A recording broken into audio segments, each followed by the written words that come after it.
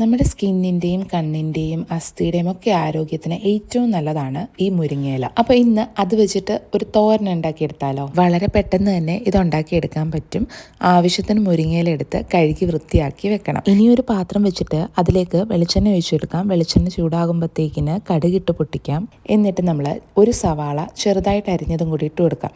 ഇനി ഇത് നന്നായിട്ടൊന്ന് വാടി വരുമ്പോഴത്തേക്കിന് നമ്മൾ കഴുകി വെച്ചേക്കുന്ന മുരിങ്ങയില ഇതിനകത്തേക്ക് ഇട്ട് കൊടുക്കാം. ഇനി ഇത് നന്നായിട്ടൊന്ന് ഇളക്കിയിട്ട് ഇതിനകത്തേക്ക് നമ്മുടെ തേങ്ങയുടെ അരപ്പിട്ട് കൊടുക്കാം.